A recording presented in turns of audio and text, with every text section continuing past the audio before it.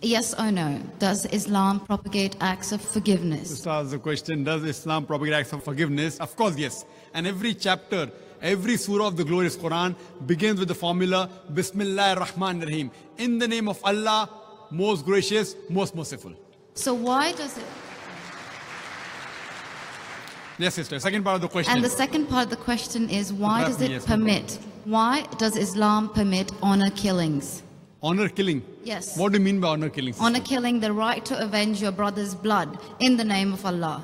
It might be out of context, but I just need to know if there's an answer to this. If I get you mean honor killing means if someone kills any human being to take revenge? Yes.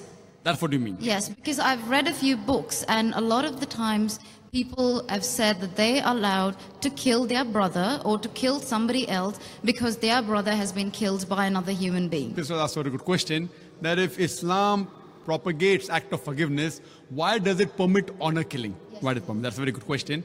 Sister, if you analyze this mention in the Quran, in Surah Baqarah, chapter number 2, verse number 178, the had penalty, the punishment of death, on the basis of qisas.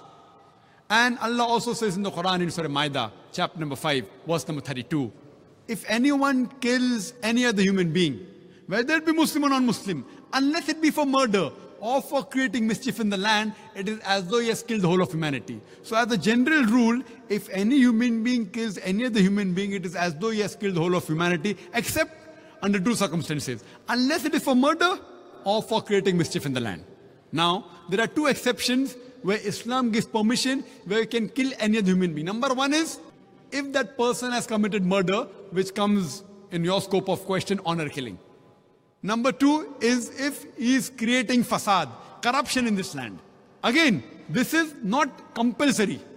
If someone kills someone, it's not compulsory he has to be killed. Islam also says that if the relatives of the person who has been killed, if they take blood money, if they forgive the killer, that person who has killed can be forgiven. But under normal circumstances, if he's killed someone and if I want death on that, because for death, again the punishment is death. Like as it's mentioned earlier in the early scriptures, even in the Bible, an eye for an eye and a tooth for a tooth. It keeps on continuing. Here what we realize, that suppose I know of a human being who's killing other people, innocent human being. If I don't kill him, he will keep on killing other human beings. So that law is not only in Islam, it's the law of most of the countries. That if homicide is done, if someone has murdered someone, in many countries, he should be put to death or there's life imprisonment. Even in Islam, that if he's killed someone, if required, he can be killed. But the relatives of the person even can forgive the person, if they want. If they want, they can forgive the murderer. But if they want that he should be put to death, then he'll be put to death. And the second case where a person can be killed is if he's causing corruption in the land. For example, if someone is committing rape. Now rape is nothing but causing corruption in the land. So in this case, that person should be put to death. Because the sin is so heinous. It is such a big crime that there is no other punishment but death penalty. And I've asked this to many non-Muslims, that God forbid, if someone rapes your mother, and if you are made the judge, and if the rapist is brought in front of you, what punishment will you give him? And 100% of the non-Muslim, they told me that we will put him to death. Some went to the extreme of saying we will torture him to death. So why these double standards? You know, in America, which happens to be one of the most advanced countries in the world, according to the FBI statistics, in 1990, every day on average, 1,756 cases of rape took place. According to 1996 statistics, US Department of Justice, every day 2,713 cases of rape took place. 1990, 1,756. 1996, 2,713. Maybe the Americans got more bold. That means every 32 seconds, one rape is taking place in America. We are here in this auditorium for the past about 3 hours. Already more than 300 rapes may have taken place in America. So Islam has a system of hijab, which I mentioned in my talk.